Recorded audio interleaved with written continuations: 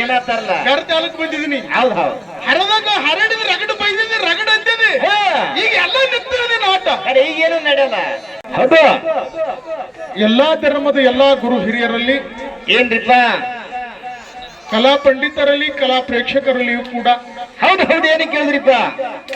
ನನ್ನ ಸಂಘದ ವತಿಯಿಂದ ಇದು ಕೊನೆ ನಮಸ್ಕಾರಗಳನ್ನ ಹೇಳಿ ಹೇಳಿ ಹೇಳಿ ಅದಕ್ಕ ಜ್ಞಾನಿ ಮಾತು ಒಂದು ಹೇಳ್ತಾನ.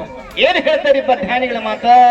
ಆಸೆ ಎಂಬುದು ಅರಸನಿಗಲ್ಲದೆ ಶಿವಭಕ್ತರಿಗುಂಟೆಯ್ಯ, ಹಾ ಹಾ, ರೋಷವೆಂಬುದು ಯಮದೂತರಿಗಲ್ಲದೆ ಅಜಾತರಿಗುಂಟೆಯ್ಯ. ಅದು ಈ ಸಕ್ಕಿ ಆಸೆ ನಿನಗಕ್ಕೆ ಈಶ್ವರನೊಪ್ಪುವನೇ, ಆಹಾ, ಅಮರೇಶ್ವರ ಲಿಂಗಕ್ಕೆ ದೂರ ಮಾರಯ್ಯ ದೂರ ಮಾರಯ್ಯ ಅಂತ ಹೇಳ್ತಾಳಕ್ಕೆ ಇದಕ್ಕಿಲ್ಲಕ್ಕ. ಹೌದು ಹೌದು, ಯಾಕೆ ಹೇಳಿದ್ರಿಪ್ಪ ಈ ಮಾತ?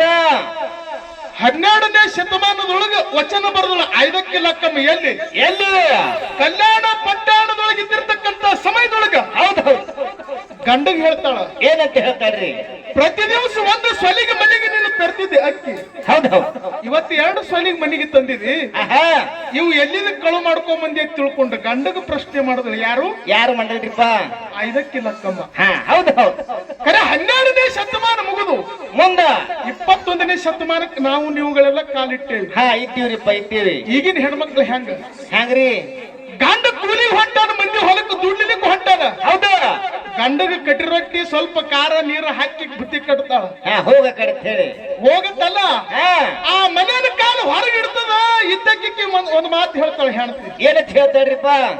500 ರೂಪಾಯಿ ಸಂಜಿಗೆ ಪಗಾರ ತಂದೆ ಅಂದ್ರೆ ನಿನ್ ಕೂಳ್ ಹಾಕ್ತೀನಿ, ಇಲ್ಲಾಂದ್ರೆ ಬೆಲ್ಲುಣಿ ಕೈಯಾಗ ಬರ್ತಾವ ಅಂತ ಹೇಳ್ತಾಳೆ. ಹಾ, ಅದು ಬಿಸಿ ಬಿಸಿ ಮಾತು ಹಾಕ್ತೇವೆ. ನೀ 500 ರೂಪಾಯಿ ಬಿಟ್ಟು 1000 ರೂಪಾಯಿ ಮನೆಗೆ ತೊಂಬ. ಹಾ, ಅರೆ ಅಡ್ಡಿ ಇಲ್ಲ. ಹೌದು, 500 ರೂಪಾಯಿದಾಗ ಒಂದೇ 1 ರೂಪಾಯಿ ಕಮ್ಮ ತಂದೆ ಅಂದ್ರೆ ಸಂಜೆಗೆ ಬೆಲ್ಲುಣಿಗೆ ಬರ್ತಾವ. ಈಗಿನ ಹೆಣ್ಮಕ್ಳು ಮಾತಾಡ್ತಾರೆ. ಹಾ, ಅದು ಹೊರಗಿನ ವಸ್ತಿ. ಯಾವಾಗ ಹೊಡ್ರಿ ಮತ್ ನೀವ್ ಏನ್ರ ತಪ್ಪು ತಿಳ್ಕೊಂಡಿರಿ, ನಮ್ ಭಾಗದ ಮಂದಿ ಹೇಳಕತ್ತೀವಿ. ಅಕ್ಕಡ್ರಿ ಅದು ಬಿಜಾಪುರ ಸೈಡ. ಹೌದಿಲ್ಲ? ಹೌದು ಹೌದು, ಆಸೆ ಎಂಬುದು ಅರಸನಿಗಲ್ಲದೆ ಶಿವಭಕ್ತರಿಗುಂಟೆಯ್ಯ. ಹೌದು, ನಾವೆಲ್ಲ ಶಿವಭಕ್ತರದೀವಿ. ಆಹಾ. ಹೆಚ್ಚಾಗಿರತಕ್ಕಂತ ಅಕ್ಕಿಯಲ್ಲಿ ತಂದಿದ್ ನೋಡು, ಎಲ್ಲಿ? ಅಲ್ಲೇ ಒಯ್ದು ಚಲಿ ಬಾತ್ ತಿಳ್ಕೊಂಡು ತನ್ನ ಗಂಡಗ ಬುದ್ಧಿವಾದ ಐದಕ್ಕಿಲ್ಲಕ್ಕಮ್ಮ ಹೇಳ. ಹೇಳ, ಅವಾಗ ಏನಾದ್ರಿಪ್ಪ? ಹೌದಿಲ್ಲ? ಹಾ, ಮನುಷ್ಯಾಗ ಆಸೆ ಇರ್ಬೇಕ, ಕರೆ ದುರಾಸೆ ಇರಬಾರ್ದು. ಇರಬಾರ್ದು. ಹೌದು, ಒಂದು ವೇಳೆ ದುರಾಸೆ ಇತ್ತು ಏನಾಗ್ತದ? ಅದು ಆಸೆ ಗಿಡಕರಾಗಿ ಉಳಿದು ಬಿಡ್ತದೆ ಜೀವನ. ಹೌದಲ್ಲ? ಹಾ, ಕೊನೆಯದಾಗಿ ಬಿಡ್ತು. ಹೌದು. ಕೊನೆತನಕ. ಹೌದು. ಈಗ ನಮ್ಮ ಜೊತೆಯಲ್ಲಿ ಹಾಡ್ತಿರ್ತಕ್ಕಂಥ ಉಭಯ ತಂಡ, ಹಾ, ಉಭಯ ತಂಡ.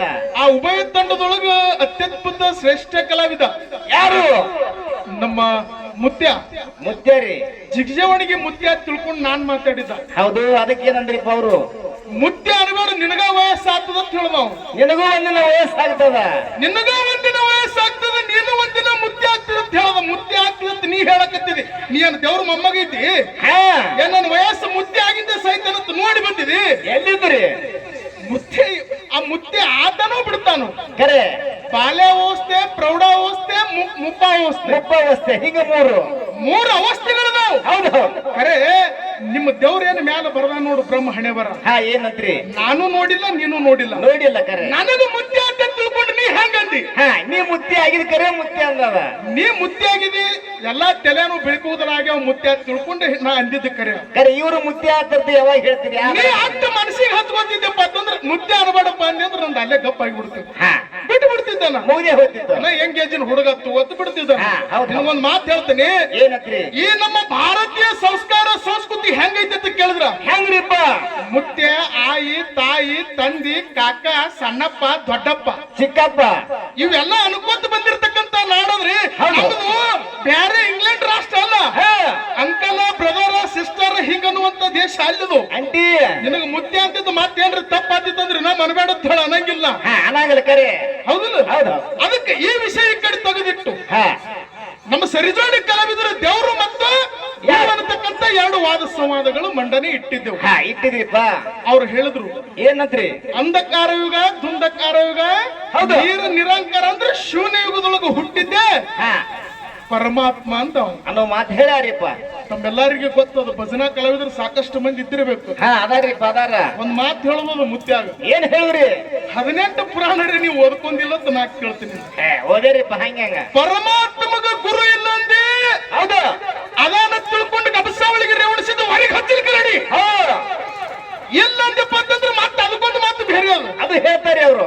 ಹೌದಿಲ್ಲ? ಹಾ, ಪದ್ಮ ಪುರಾಣದೊಳಗ ಮತ್ಸ್ಯ ಪುರಾಣದೊಳಗ ತೆಗೆದು ನೋಡು. ಹಾ ಗೊತ್ತಾತು. ನನಗ ಪದ್ಮ ಪುರಾಣ ಮತ್ಸ್ಯ ಪುರಾಣ ಗೊತ್ತೇ ಇಲ್ಲ.